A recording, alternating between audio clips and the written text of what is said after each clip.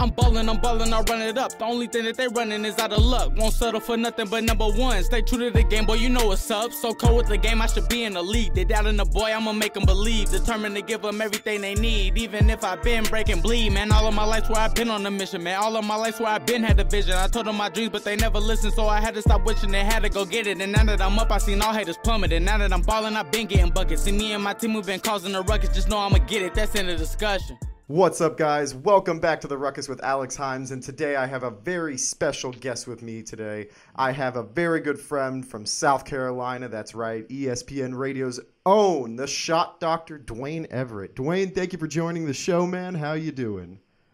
Alex, always a pleasure, talking sports with you, interacting with you with all the things going on in the different seasons, and of course out of season, because anymore with free agency and the transaction hoppers as hot as they are between the NBA and the NFL, there's no longer out of season, in season anyway. Oh, it's great. Having social media and having sports news just keeps me going. Honestly, if I had to sit and watch cricket while no other sport was going on during the off season, I think I'd probably rather sit and listen to nails on a chalkboard.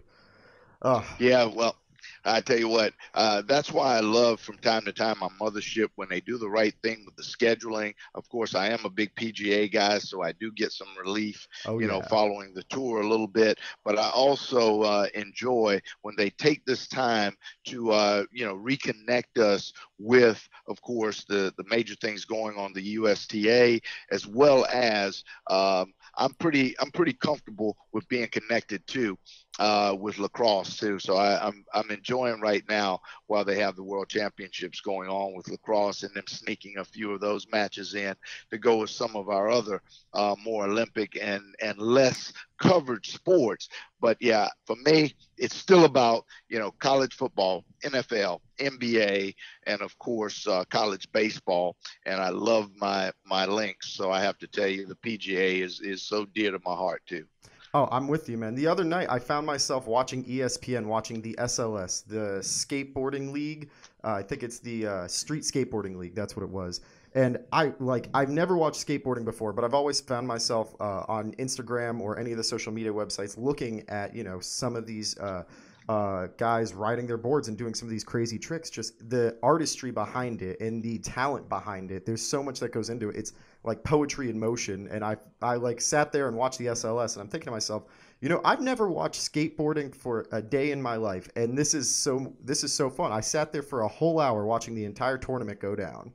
And yeah, when you look at skateboards and the X Games, that is another level of talent, skill, athleticism, precision in poetry.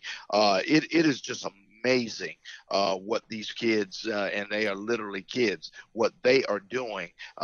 Senior citizen in that sport is 27, 28 years old. I mean, we're watching phenoms at 16, 17 conduct acrobatics, as well as at the heightened daredevil level that you wonder, how did they establish in such a short lifespan the dexterity, the creativity, and the efficiency to put their bodies at such risk in such what I consider to be a very, very, very highly dangerous sport cycle, but they make it look easy. They make it look seamless, like they're not even putting any effort in it. There was a guy from, I think it was South Korea, who was skateboarding during the tournament, and they kept on commenting that whenever he would do a trick, he would never move his arms. So everything that he did looked so effortless.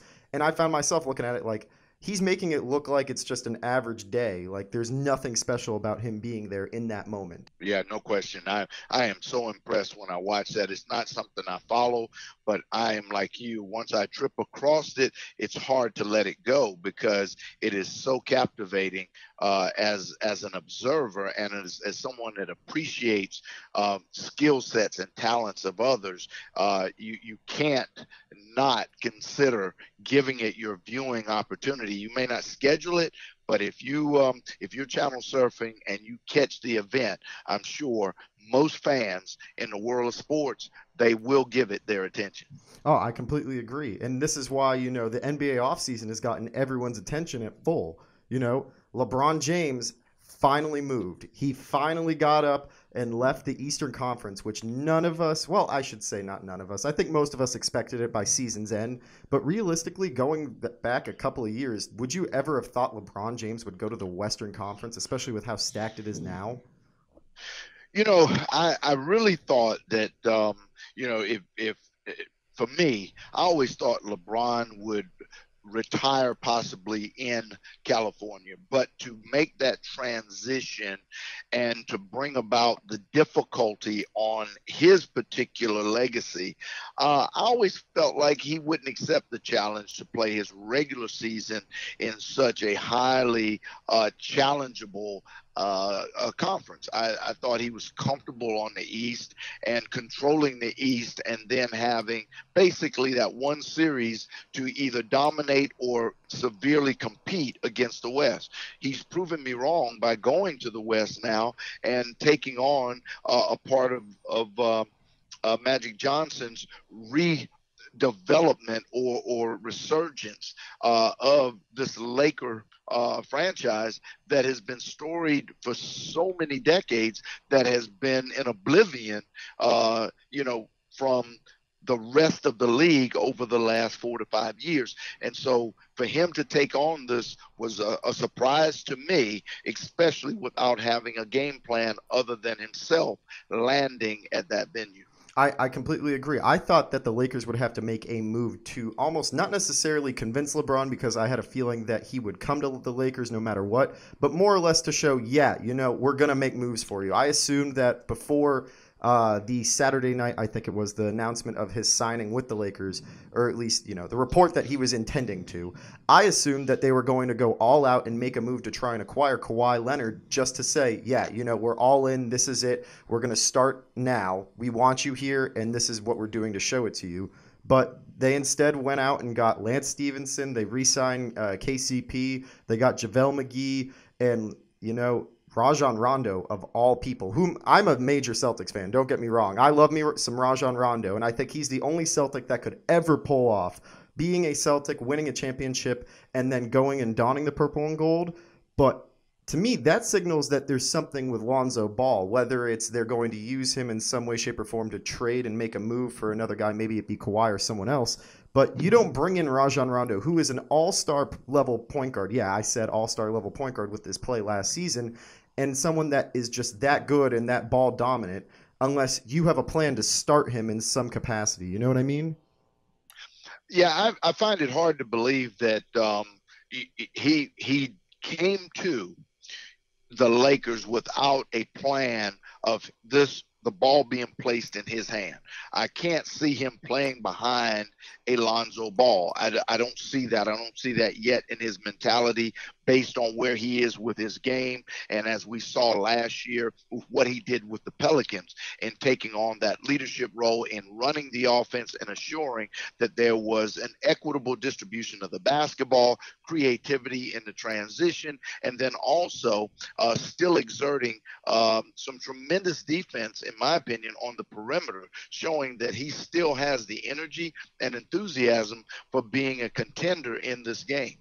And so, I don't see this as a backup role for him, because I'm sure he could have negotiated an acceptable financial package to remain with the Pelicans based on what he settled for, going to the Lakers. He could have stayed with the Pelicans and continued to support the development there that I felt like was further along, less LeBron James, which will be an adjustment even for Rajon, because LeBron James consumes the possession of the ball more in a shot clock than most of our other superstars, other than Russell Westbrook.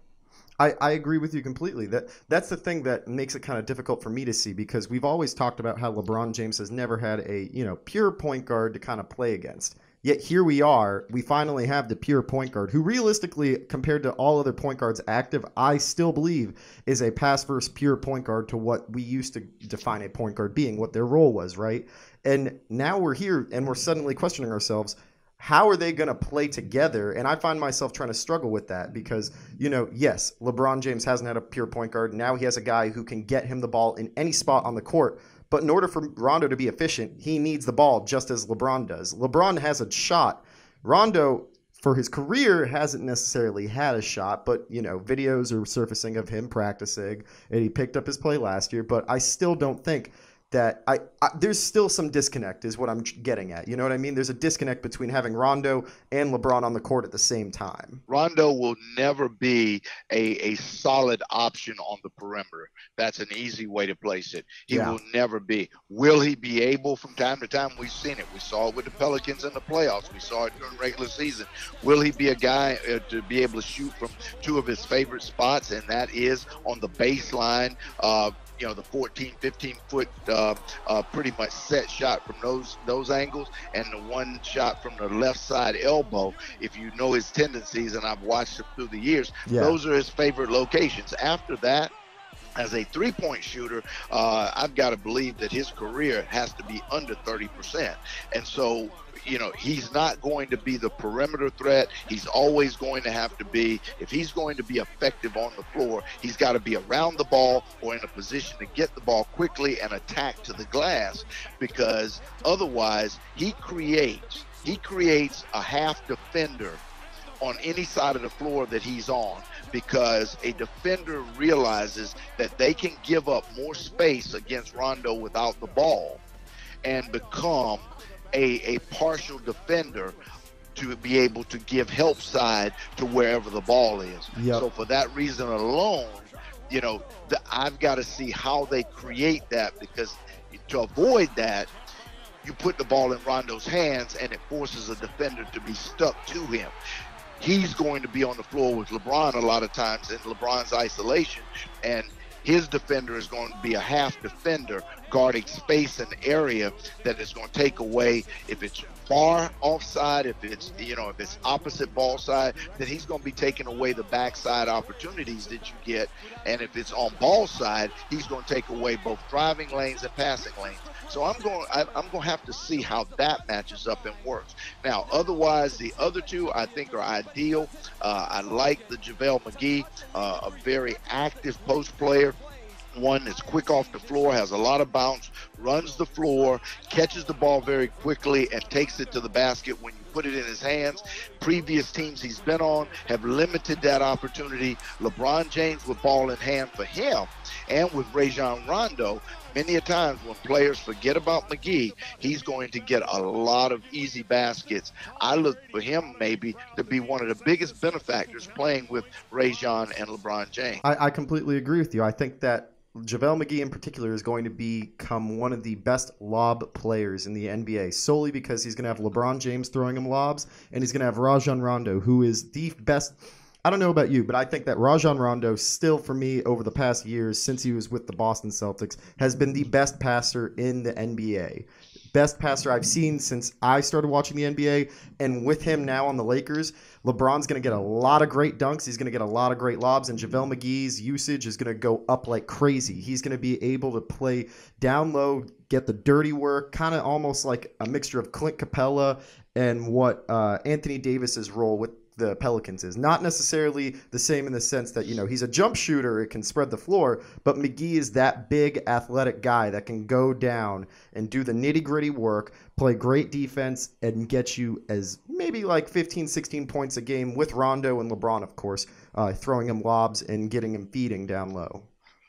Right. And now the guys that I think also will be benefactors, though, in stretching the floor, I think Kyle Kuzma is going to have a lot less pressure on him, along with Brandon Ingram now, because they know that so much attention is going to be brought to LeBron James once that is a point of emphasis by Luke Walton to them, realizing that, guys, you may not touch it as frequently, but you will get it enough to still get some of the volume scoring we've been able to get out of you guys. If they can get in their heads and convince them that you won't have to touch the ball as many times or as long, but you will still be in a position that you will become a focal point, and he will create opportunities for you because of his ability to get into space that causes double teams, that leaves you open, gives you more opportunity, and plus with movement, he can get you balls into areas that you like to attack from. All of those things, I think, from the psychosis of working with these young kids will be great. And then I think Lance Stephenson will become the young man who will become their bulldog. You know, this will become the alpha male that they need on the defensive side of the floor. He will become the disruptor. He will become the enforcer. He will become the guy that can instill a sense of energy, tenacity. I hate to use the term, but even a little sense of some arrogant meanness, you know, on the court. But in actuality, this guy that just will be that dogmatic characteristic. That's what I think the Lakers have been missing.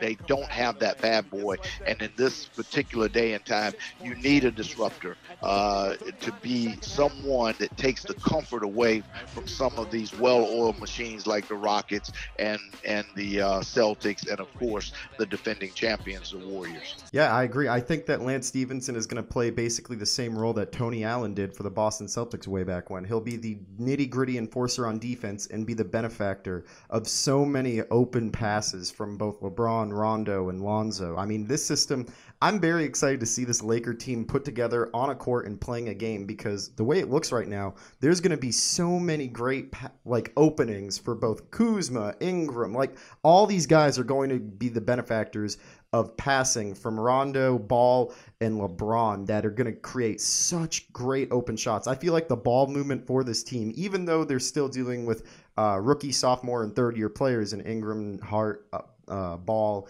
and Kuzma, they'll still elevate their play. I said immediately once the Lakers sign LeBron James, he's going to elevate the rookies and the young players' play by twice. And if that's not a minimum, I think that he's going to elevate their value so much so that even if they come across a deal at the trade deadline where the Spurs finally come around and say, hey, we're willing to move Kawhi Leonard, LeBron's presence will elevate those guys' value so much so that I think the Lakers won't have to give up as much later on down the road once we get a sample size of how good they are with LeBron. You know what I mean?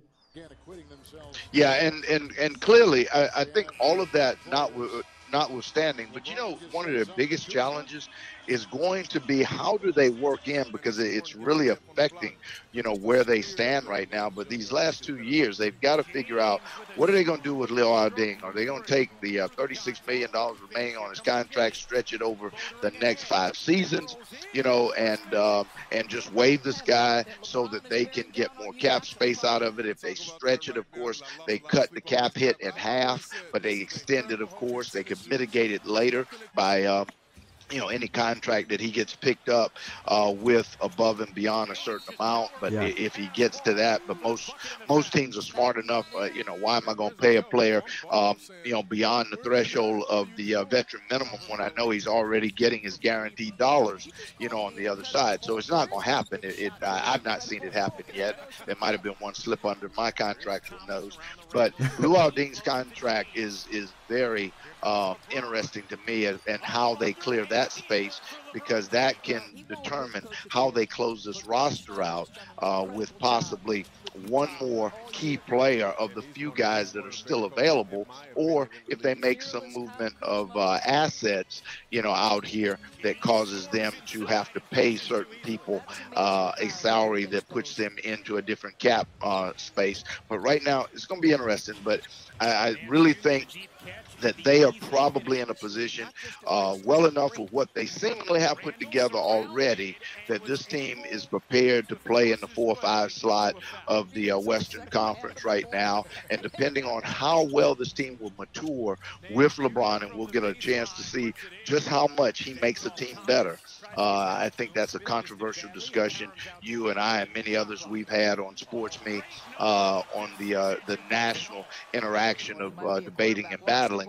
But this is a chance for us to really see how much he really makes players better, because now he's going to be playing with a lot of players that can be really, you know, prodigies and guys that are being mentored and groomed into a new transition of basketball. Whereas in the past, there have been guys that have been more stabilized in their careers that were in the substantive rotation. That's not going to be the case here. There will be younger players. Let's see how much better he makes these guys, or does their productivity go down? If it goes down, this could be real problematic for Luke Walton and unfortunately for Luke Walton's career. And that's what concerns me, because LeBron could become another coach killer and take away a guy that I think has a bright future, but he will be the liability if this project doesn't work or looks too ugly next year. He will be the liability because he's the less of the investment. Yeah, and he's also not the coach that Magic and Rob want to bring in. He was the one that was there before they got to come into the association. So it's interesting to see how that dynamic is going to work out. I actually happen to think that you're right. If this doesn't work out for LeBron in particular, and this team, they don't get it together necessarily the way that we've all envisioned it, whether it's, what fans in Los Angeles currently think. They believe that they're the second, third seed in the NBA overall, and in the West in particular. And for me, I'm like, no, let's take a step back. Let's go back to reality and understand that there's still the Pelicans, there's Portland, there's Golden State, there's Houston. Dallas is looking a little better than they were last year. All these other teams have started to retool, regroup, and it's going to be kind of an interesting dynamic to see where the Lakers fall. And I actually happen to think you're right. I think the 4 or 5 slot is perfectly acceptable for the Lakers roster they currently have, especially because we don't know how these guys are going to interact or play together. We have yet to see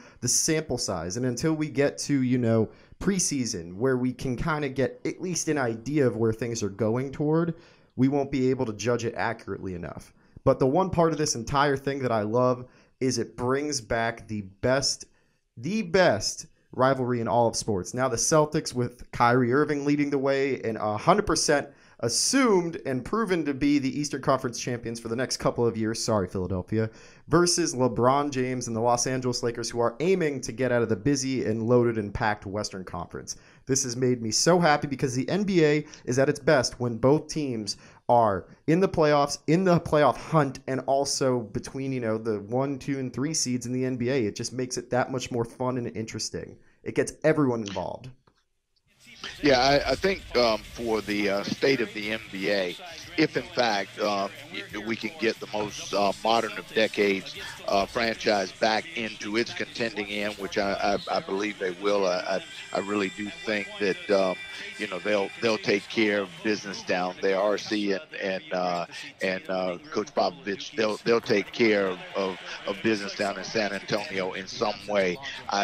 They never cease to amaze me. But I think if San Antonio can return to their contending position, and I think if the Lakers can get in contention with Golden State holding its own and providing the new face of the NBA, and then Boston secures its Eastern Conference stand, and another iconic figure such as the Philadelphia 76ers, which was raised to prominence under Julius Erving's run, if they can start making the necessary noise consistently, then you can have one other franchise that we await to rise up again, and that would be the Chicago Bulls. I think if you can get those iconic teams that have transcended into markets and eras, consistently through the last 3 decades, if those teams will return themselves, I think all other participants,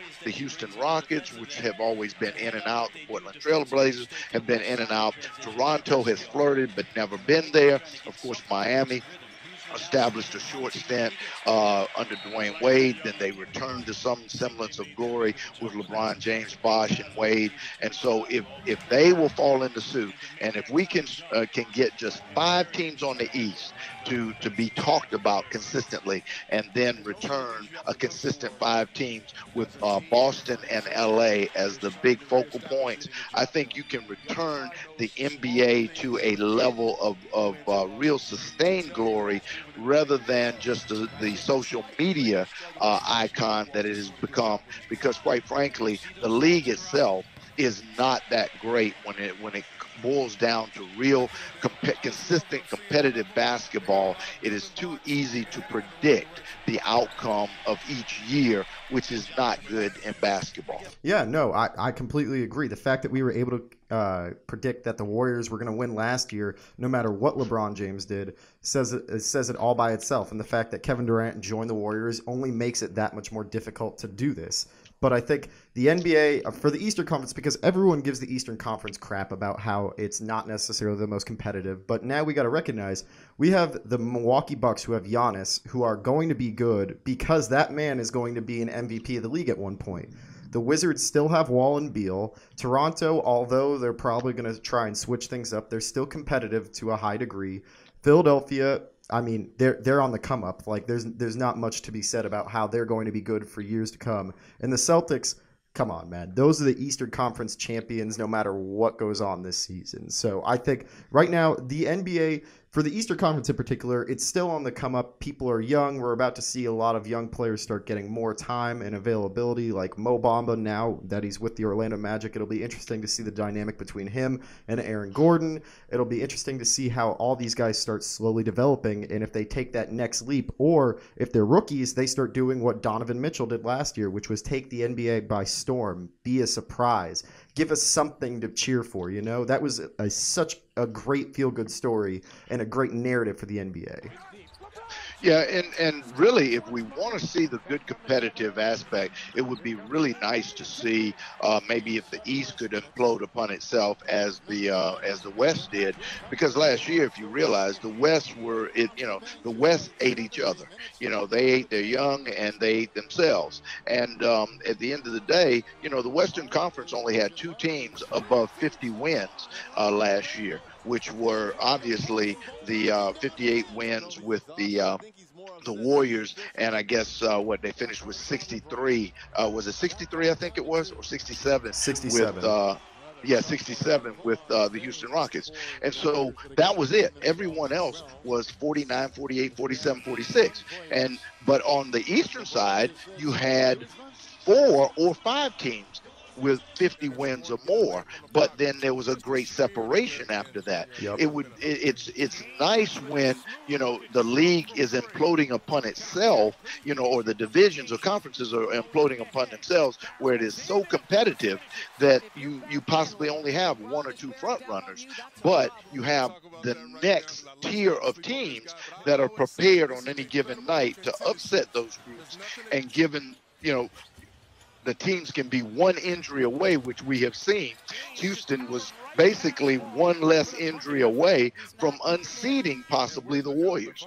But with that injury to Chris Paul, they couldn't get over the hump. But we also realized that a couple years ago, LeBron James got Cleveland its first championship.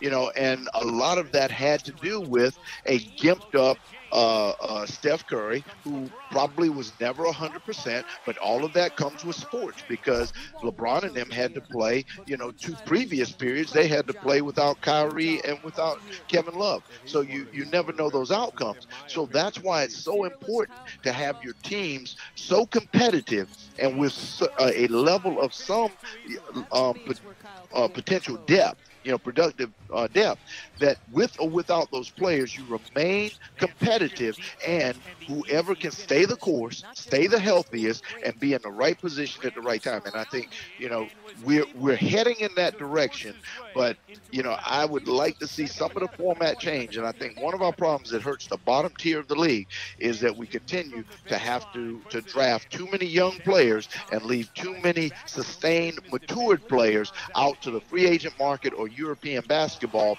And I think that's why the sustained teams continue, the rich get richer, because when the free agent contracts come up, the teams that have already sustained themselves, those are the places that the players that work through their rookie contracts, and at worst, their second contract, they're looking to go to the contenders, which means the bottom tier, the pretenders, are not sustaining their wealth. They are developing the wealth, but they're actually losing it, right? Whereas I really believe that if you're developing talent that has a greater sense of maturity and an adjustment to the league, has played longer and harder with more fundamental development, but everybody is afraid to miss out on that one young player so badly that they're willing to leave juniors and seniors undrafted and placing them into free agent status, They place them into 2-year contracts because they already have a commitment to these young players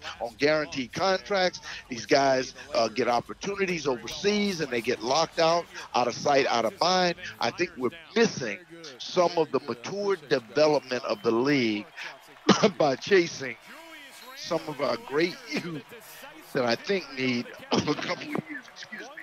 Need a couple of years to develop. Yeah, I completely agree with you on that one. I think that also changing the conference format also will play a big role in how the NBA is played. I think that we should go to a top 16 team system personally, but I also understand that kind of kills the competition of the Eastern Conference, especially right now. But just as everything works, like recessions, it's ebbs and flows. So at some point, the West is going to be notoriously awful, where the East is going to be the powerhouse of the NBA at some point. Let me just say this. Had that happened this year, we actually would have seeded some Eastern Conference teams higher than some Western Conference teams if you would have taken it and just put them together based on records. Okay, 100%, yeah.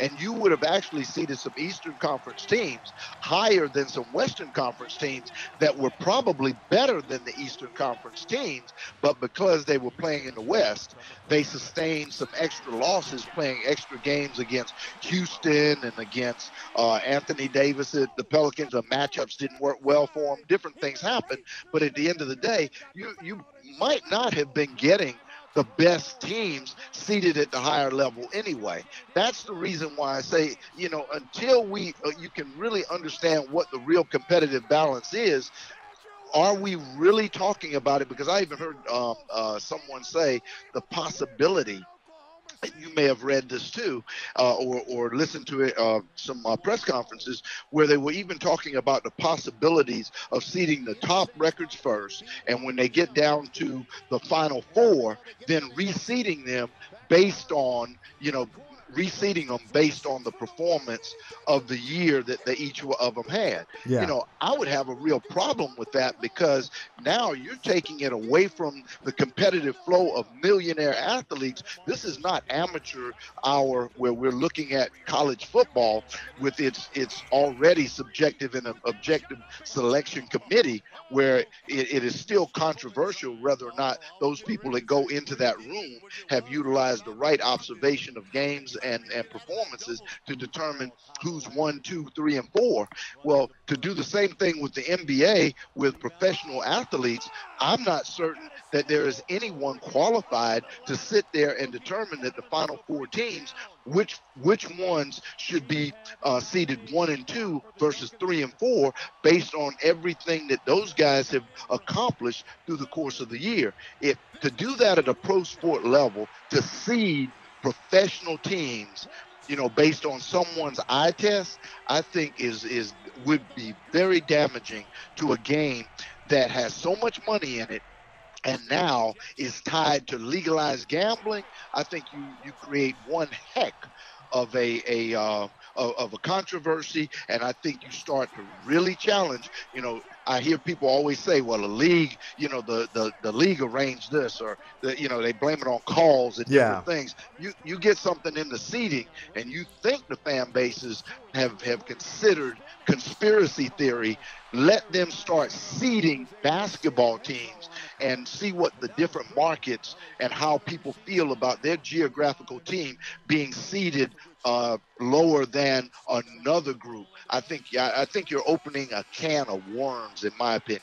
Yeah, you're opening the ability for these people to take advantage of the seeding system and put teams that wouldn't necessarily rightfully be there, or teams that should be there but have a lot of money invested in them to get an advantage. And it makes it an impartial system that can be taken advantage of, especially from the eye test example. You don't want people who haven't played a day of NBA basketball to be doing the eye test. I know just as much as everyone else, like for a fan to watch a basketball game, you can claim you have the eye test and can kind of get the idea, but NBA players, that's an entirely different subject matter. They have the eye test and should not have people who haven't played the game of basketball to dictate that aspect. So before we go, though, I want to play one quick game with you, all right? Okay. The game is, If you were to trade, would you trade for Jimmy Butler if you were, and I'm going to give you 3 teams, and you're going to give me your yes and no, reason why to or not. So first team, if you were to trade for Jimmy Butler, would you if you were San Antonio? Well, if I was San Antonio, I would trade for him under my situation with Kawhi Leonard right now. The ability to possibly bring in a Jimmy Butler. My problem is I probably don't have the assets to attract a suitable trade from Minnesota to get him now on a trade. I don't know that I have the assets, because if I did it, I would have to get rid of what few assets I have left now in regards to it to build around. I want to add a Jimmy Butler to a DeMarcus Aldridge. I don't want to lose Aldridge and gain Jimmy Butler to try and hold on to Kawhi Leonard, when in actuality the combination of Aldridge, Butler, and Kawhi Leonard would all of a sudden put me back into discussions of whether or not I'm at that second tier that I know that Alex Strauss has left vacant of anybody on the West. But if I add those 3 players to a San Antonio team, do I not get into that vacated second tier that you left open? I completely agree with you. I think that, if they were to get San Antonio, if Jimmy Butler were to go to San Antonio, and that's barring they kept Kawhi Leonard, they have the LaMarcus Aldridge there, I think they'd be the 3rd seed in the Western Conference above everyone else. I think that they could even... Well, the Rockets are going to be the number 1 seed again, I believe, this year, and Golden State too. I think they still put up a great competition for either team, and they match up very well from both the defensive side of the ball to the offensive side. Either team they could play well against and conceivably beat in a 7-game series. So if I could get Jimmy Butler and I was San Antonio and I didn't have to give up much, I'm 100% with you. I'd go for it. My only problem in San Antonio would be you might be able to get away with, since they know that it appears you're going to lose him, if they could use him, but I think they would try to get, and I just don't think Pau Gasol brings enough value to any team anymore. He's still a guy that can play a role. He's still a smart guy. He's fundamentally sound. He's probably capable of almost pulling off a Tim Duncan and playing, as long as Tim, because he's still crafty under the block. But he just doesn't bring enough that I'm not certain if him and Patty Mills would be enough. And I just think you have to dig too deep into that roster. I just don't think San Antonio could get a Jimmy Butler. Who's next? So, team 2. If you could trade for Jimmy Butler and you were the Boston Celtics, would you? No, I'm not disrupting my roster. I wouldn't disrupt my roster, and I know a lot of people think it's crazy, but I'm not disrupting my roster unless it's an even trade. If you want Jaylen Brown, and I can have Kawhi Leonard, and Kawhi will commit to signing at least a 3-year deal with me with a player option, so I can give him 2 years under contract to show him that our system will work well for him. If he'll commit to signing a 3-year deal with us with a player option on his 3rd year, that gives me 2 seasons to show him how he blends well into a Brad Stevens system. If I'm Danny Ainge, I pull the trigger on that deal. But if I've got to give up more than Jaylen Brown out of my rotation, my 8-man rotation now, if I've got to give up more than just Jaylen Brown, then I would rather have those 2 players or 3 players that you would want. I'd rather have those 3 players guaranteed to at least have 2 out of the 3 healthy during the season, as luck would have it, and then adding Gordon Hayward and Kyrie Irving back to my lineup. I'm not going to do it. But I would go one-on-one, because I would get a veteran who brings numbers greater than the other, who has a potential to be a Jimmy Butler type player down the road in Jaylen Brown. But I'm getting the immediacy of a tremendous superstar performance. So if I can take a potential superstar and ship him away and get one that's already credited as a superstar, then I'll make the even trade. But I'm not giving up multiple assets.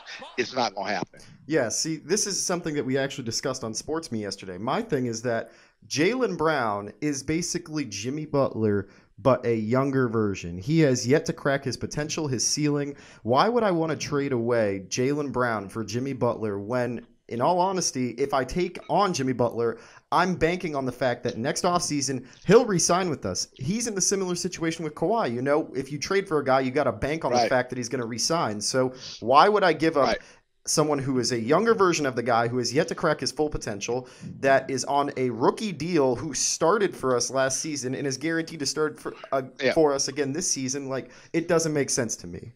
The reason I would go one-on-one, I would go the one-on-one is what I was basically saying. Yeah. Is I would go one-on-one just because he brings the veteran experience, and he brings, just like Kawhi, he brings that stardom, you know, that star-studded end. He's a shot maker, he's a shot stopper, and he has more physicality right now to him than Jaylen Brown. He actually brings, you know, he's a combination of physicality of Smart and athleticism of Jaylen, with more experience and proven productivity than Jaylen Brown. So because of that, I get that in a veteran. So I would do it only under those circumstances. Other than that, again, same situation. If I got to give up more than one asset, I'm not doing the deal, because I already got enough.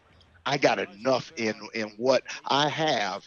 I don't have the one team that doesn't have to do any more to be successful going into this season, and that's the Celtics on the eastern side, and it's the Warriors on the western side. You know, they don't have to, everything they do is just an enhancement, as long as they're not giving up existing assets. I couldn't have said it better myself. So then, if you're the third team, this one no one has mentioned, so I want to get your take on this. Would you trade for Jimmy Butler if you were the Los Angeles Lakers? You know, it depends on the asset. For me, I would have to look at it from a standpoint: what assets do I have to give up? You know, I don't want to give up any of the three new assets I just went out and brought in. I don't want to give up Lance, JaVale, or Rajon. Okay, I don't want to do it, but I will give up Rajon.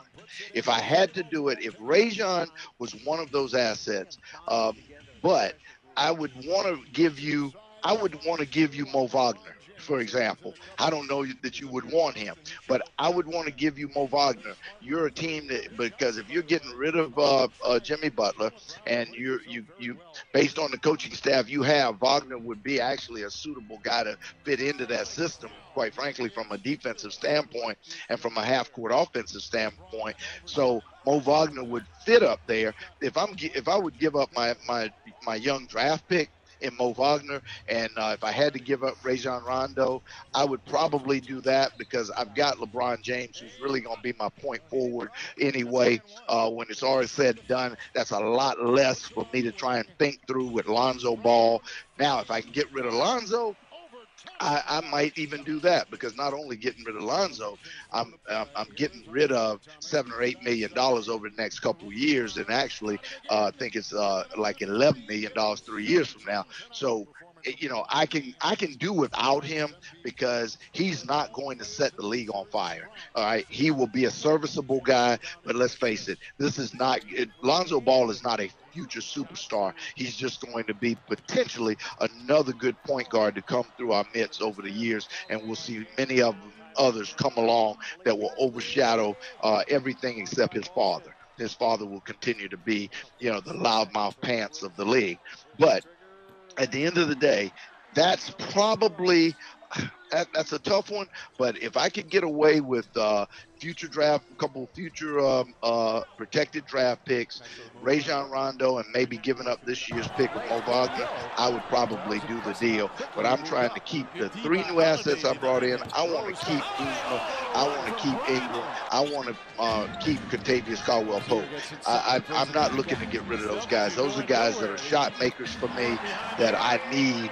And if I got to give up one, you know, I would really have to sit in the boardroom and figure out, if I had to give up one more of those, who it would be. And I don't think it would be Ingram, and I don't think it would be Pope, which means it probably would be Kuzma. And it's only because I don't think Kuzma is physical enough yet. And I think he's 2 years away from being as physical as he needs to be a great player. I'm with you, but I'm kind of surprised, actually, that you said that you'd be willing to give up Rajon and Mo Wagner for Jimmy Butler. See, from my end, I think that if I were the Lakers, I would actually accept a deal where I traded Brandon Ingram for Jimmy Butler. If it meant straight up and I needed, of course, making salaries match, of course, has to work out. So if that meant, adding a piece or two to even sides. But I would be okay with that. Can I tell you why not Ingram? Why? Because on this roster right now that they have, he's the only consistent soft scorer. He is the most consistent mid-range scorer they have. And I think he gets greater opportunities under LeBron. I think Kuzma, while he can flash and he has his moments, he's more of a finisher at the glass and a long range. Brandon Ingram has that soft game.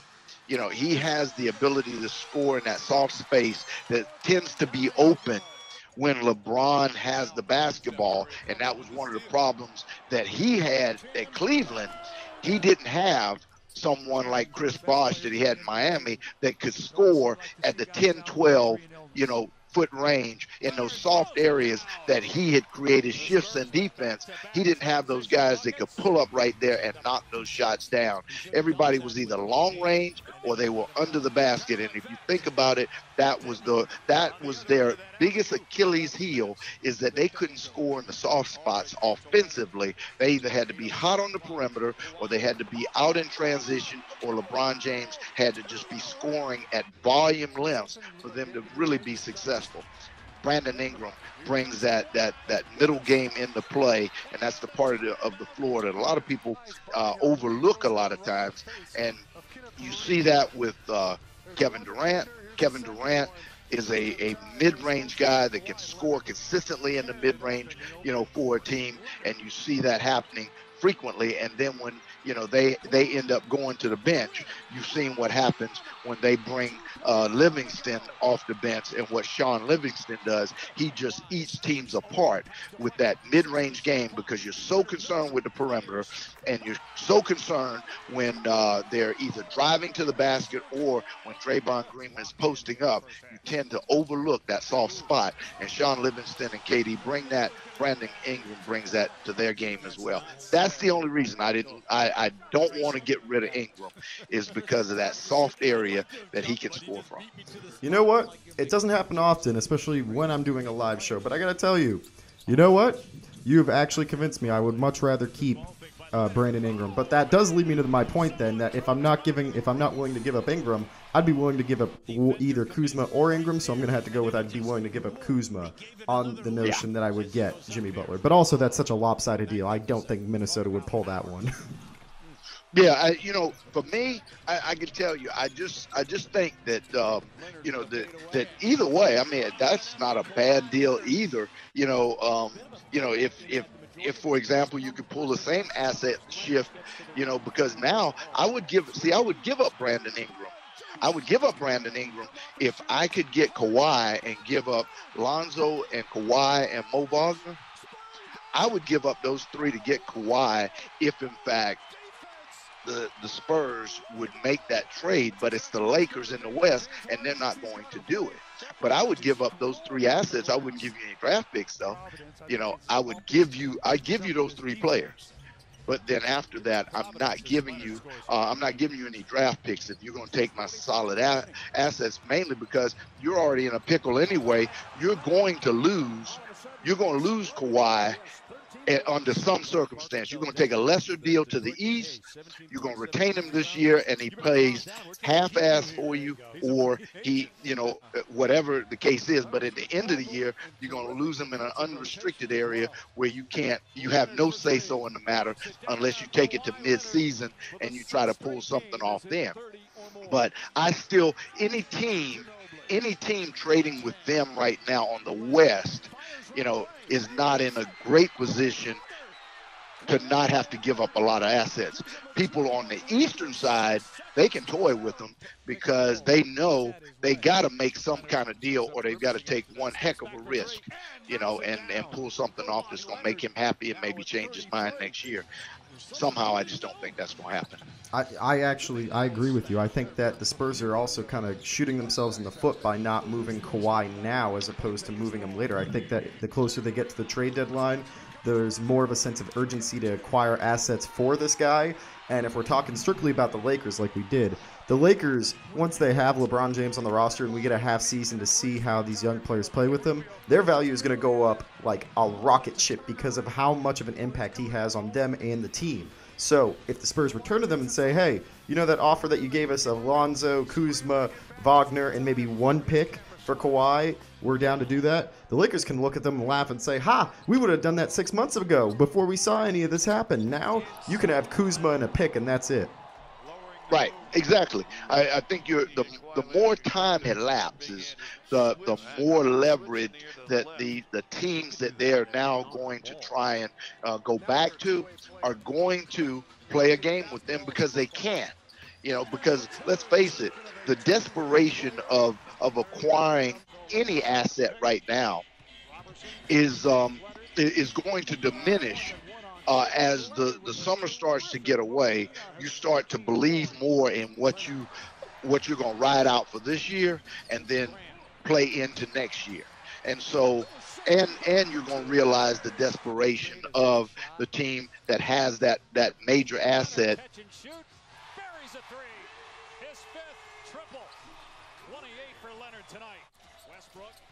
Kawhi is an unrestricted free agent next year.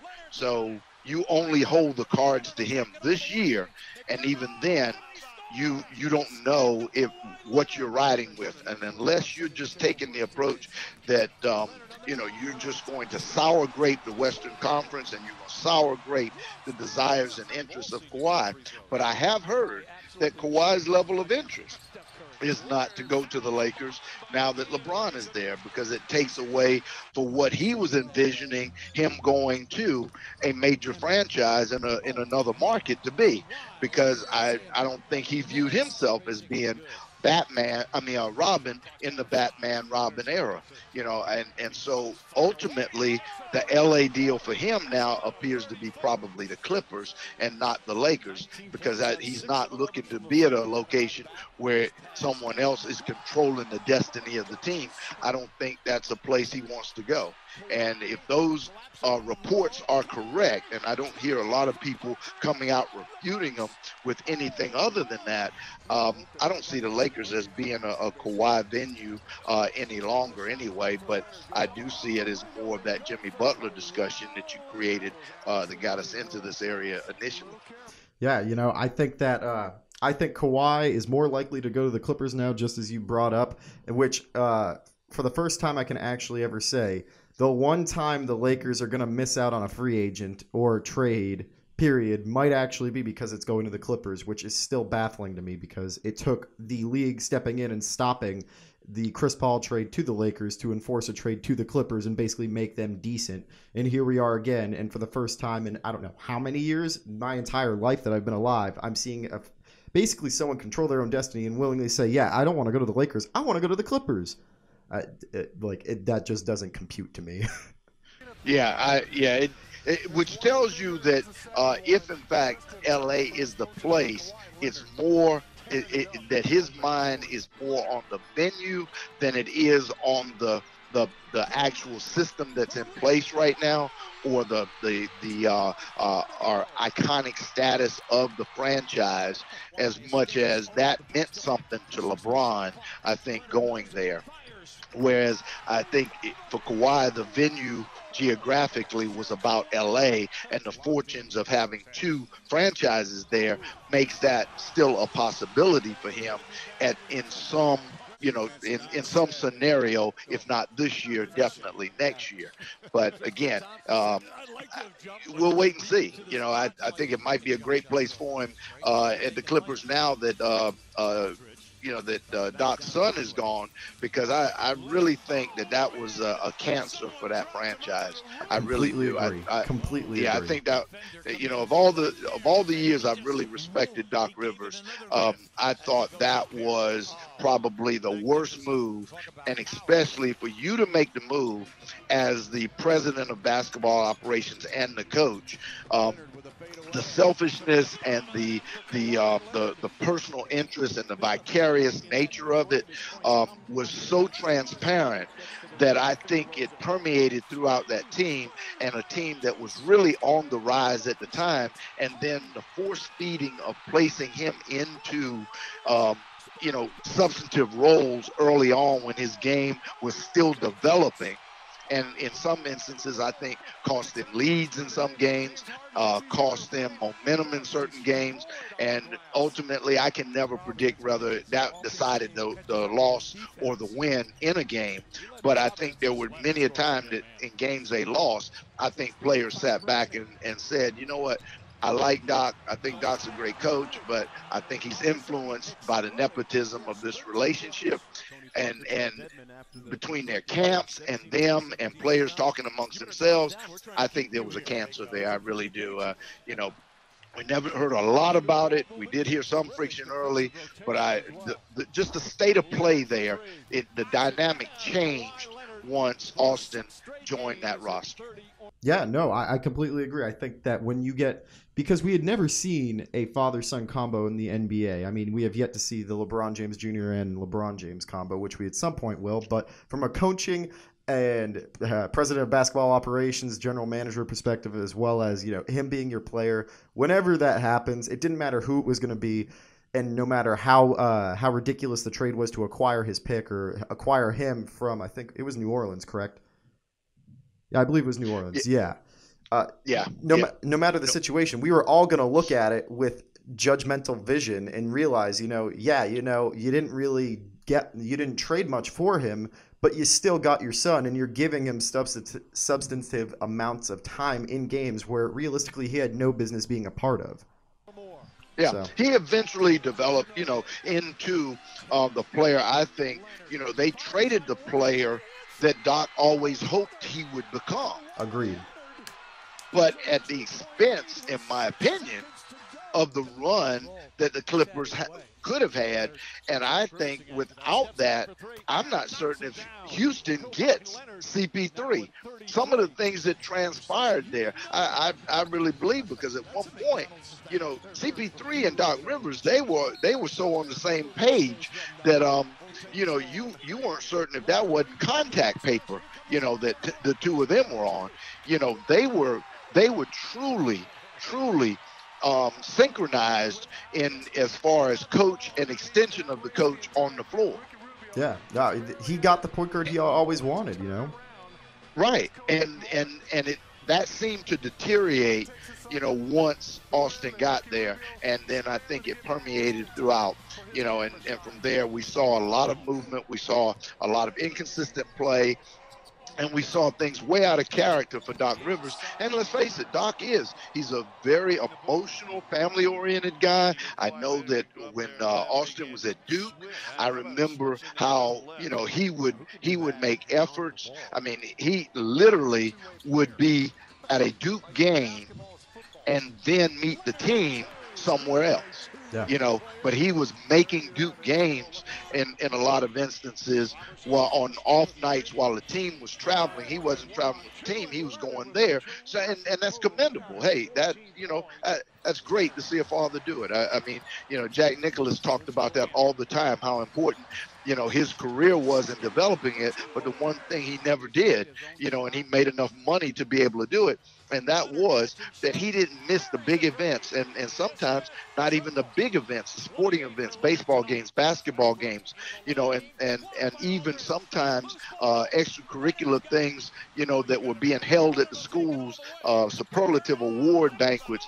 He would leave event venues and go there. So, for stardom athletes and coaches, to show that level of care and concern for their families, I think it's tremendous.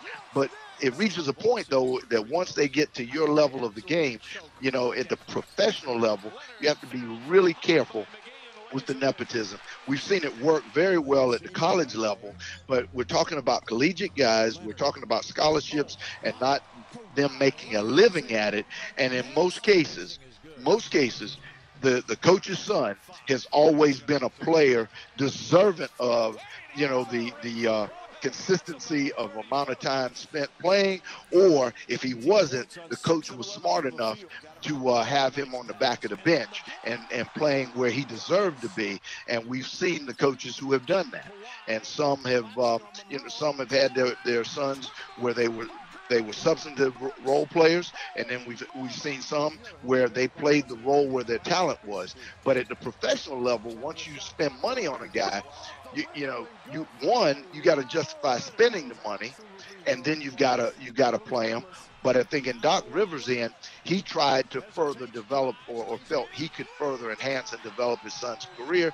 I think he did, but I think he did it at the expense of the Clippers. I completely agree. I think that the title runs that they could have had where they were the clear-cut opponent to the Golden State Warriors at the very beginning was cut short because of this issue. Well, guys. And I wouldn't be surprised if Ballmer didn't tell him, hey, take off. I know you had mentioned one other thing to me, and I'd be remiss to tell you that I was in no way surprised, Alex, about that mural in LA being vandalized, because I've been waiting to see at what point on social media, and I'm starting to now see it, where people who are jumping to the gun, talking about LeBron being the greatest Laker and esteeming him as a Laker now because they have been able to acquire modern day's best player and arguably maybe the best player ever in the history of the game, depending on who is evaluating, that level of performance and career. But to say that he is the greatest and then tag it with the franchise name Laker is a disrespect to all of the legacy and marquee players and the stars who have played before and played for those fans, and to have achieved nothing yet other than getting a max contract. I was not surprised that the fans took such a negative approach. And I think LeBron would need to tread lightly because, let's face it, LeBron, in all of his accolades and all of his esteem, all right, has overpromised and underperformed everywhere he's been. Think about it.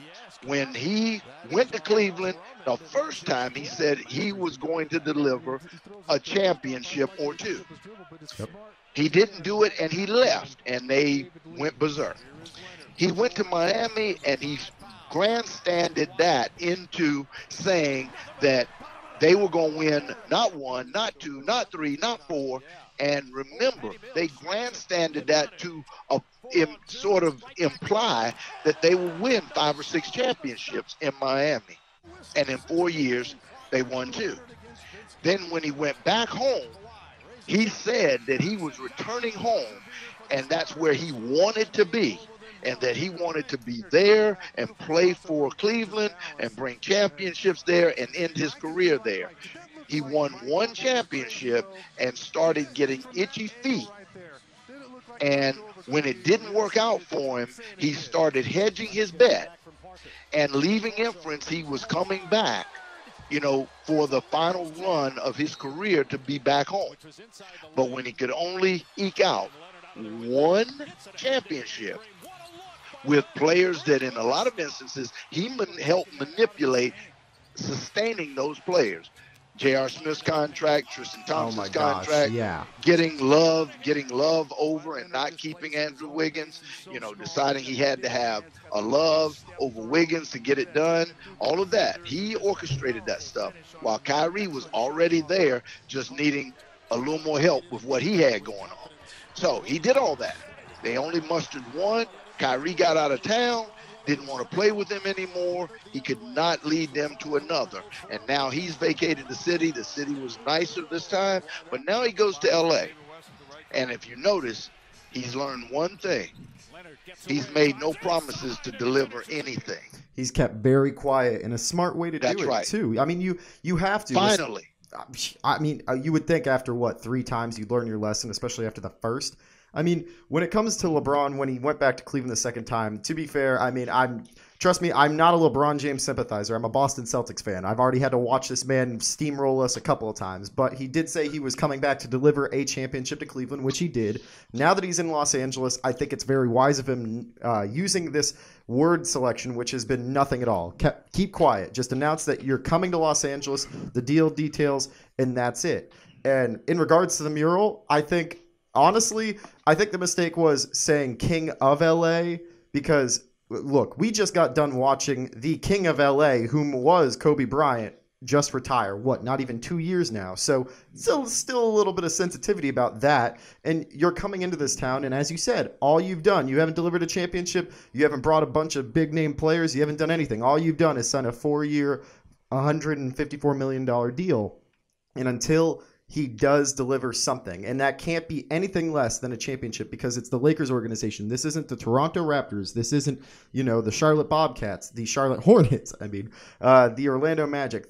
These are organizations that are used to not getting to the finals. The Lakers are used to winning no matter what. It doesn't matter if you make it to the finals. Anyone can make it to the finals, and the Lakers are used to going to the finals, period. It's about winning, and until he gets a ring for Los Angeles, he cannot be considered anywhere close to a Laker great. Like, I saw a post the other day, and I think you saw this one too, where it's like LeBron James signing with the Lakers makes him moves Kobe Bryant out of the top 5 Lakers of all time. And I'm sitting here scratching my head thinking, like, the dude has not even put on a Laker uniform. He has not even taken the photos for the player profiles on NBA.com, and people are already proclaiming him better than Kobe Bryant just because of the accolades that he has had in his career. And last time I checked, the ring count is still 3-5. So call me crazy, but I still think Kobe has the edge over LeBron, especially in Los Angeles. That's a given.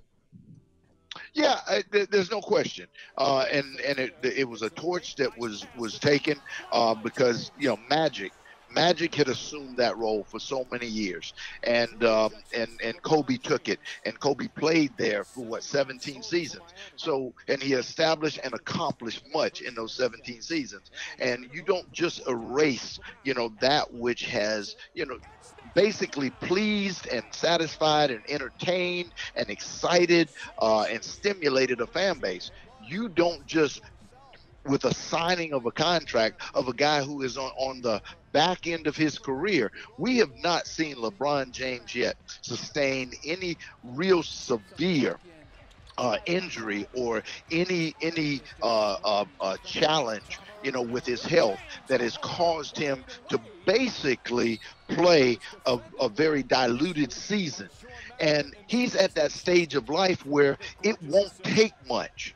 I don't care about the hyperbaric chambers and the aqua massage units and all of the various technologies that he utilizes to sustain, great joint and tissue stabilization, for him to be able to play through an 82-game season, without a lot of nagging, acute pain and sort of tightening of issues. As a matter of fact, if you remember, in the middle of his career, between that transition from Cleveland to Miami, he used to sustain a lot of cramps. If you remember, he sustained a lot of cramps and would have to come out of ball games late in a ball game, and they used to have to pace him, inject him with fluids and everything else. Since he's been using that hyperbaric chamber and utilizing the aqua massage units and some of the other technologies that he has invested in, we've seen now that does not seem to be as big a challenge. But LeBron James is possibly only 2 years away from us seeing him as a shell of himself, because I can tell you his jumping elevation is down. Oh, 100%. LeBron does not jump as high as he used to, jump. Exactly. And that's his willingness to attack and create contact like he used to has become less and less prevalent and apparently not as enjoyable. So he doesn't dish out because he doesn't want it. he doesn't want to engage in it. So he has a tendency to do a lot of falling away. You remember, he used to power through people and over people.